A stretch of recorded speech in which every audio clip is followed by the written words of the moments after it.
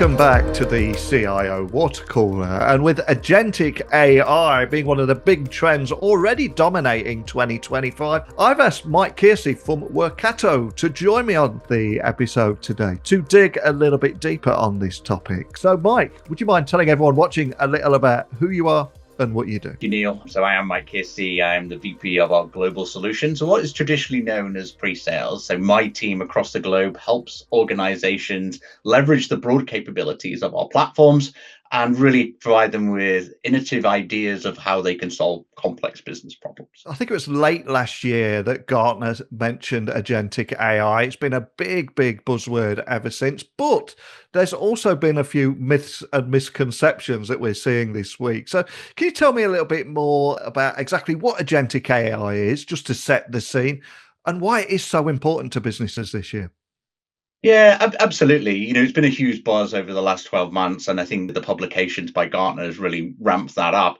I think for a lot of customers is really how do we understand how they get best leverage out of an agentic sort of capability. Think of it like a personalized bot that can be used to help organizations simplify what they do, automate complex sort of problems, and really bring context back into the data that people have from a day-to-day perspective, making it easier for them to find information, help their customers improve satisfaction, and provide, sort of tailored, personalized sort of experience.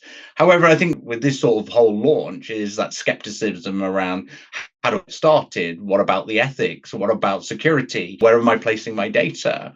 And how do I build these things that sort of fall into my overall enterprise sort of architecture as well that's going to derive value, as much as things around how do I experiment and how am I going to see some of that returns in terms of an investment that I would put in as part of an overall program. So there's lots of different aspects to this particular topic. And I'm curious, from the conversations that you're having at the moment with customers and clients around the world, what is it that's holding them back from adopting and implementing agentic AI?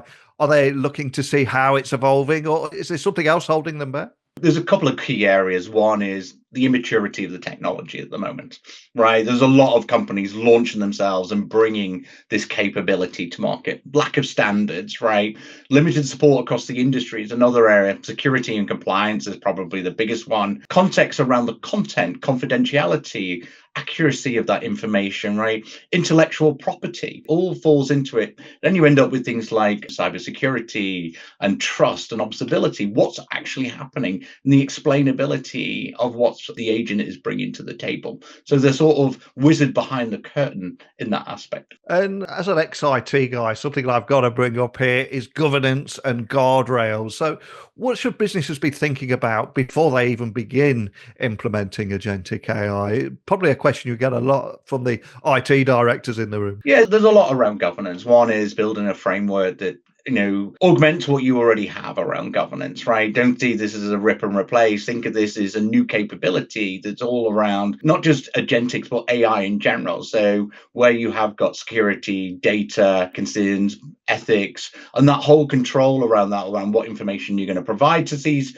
large language models that you might be consuming, or you're building something in-house. What about the skills of your own team, but there's the sort of guardrails that you're going to provide around an agentic agent?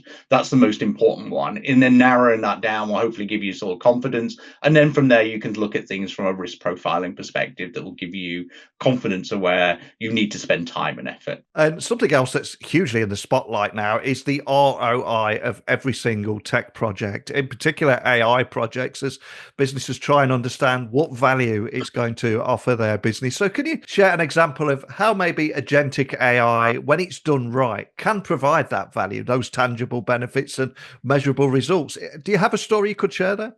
Yeah, very briefly. I think the first one is you've got to experiment, right? And I think some of that will help tailor around productivity gains, personalization, or just making life certainly easier for all of those who work in the organization. As an organization that we're closely working with, they're a digital ad agency and they are on a huge growth perspective. And their mergers and acquisition program is pretty aggressive over the last 2 years. But what they've also found is they've got to digitally stitch all of that together before they can start doing things like reporting and customer sentimency across all of those different brands that they've actually acquired. So imagine they want to go and find how much business we've done with Mike Kissy, for example, but they've got all of these different systems and go and asking the data team to plug all their data warehousings and CRM and ERP platforms together to get that together. It's going to be time consuming, complicated, and might not necessarily yield the value. But actually, if you could do some of that plumbing first up front and then have the agent to come and ask, hey, can you tell me how much business we did with Mike Kissy? And it will come back after 10 minutes with those answers. Those are the type of benefits that you get,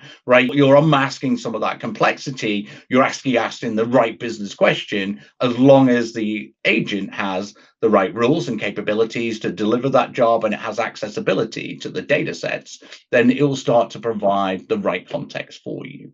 So those are some of the examples that we've seen as customers who've been able to save a huge amount of time from a productivity perspective without building very long programs of change to start stitching large all parts of their organization together. Well, agentic AI is a huge topic right now. So many opportunities, concerns, challenges, and huge positives to come out of implementing agentic AI. And a big thank you for sharing your insights with everyone watching today and starting this conversation. Thanks for joining me today. No, thank you, Neil. And for everybody watching, if you want to continue this conversation, please come to the CIO Water Cooler event on the 18th of June in London. You'll find all the details below, as well as several other videos of other conversations you can expect. Hopefully, we will see you there.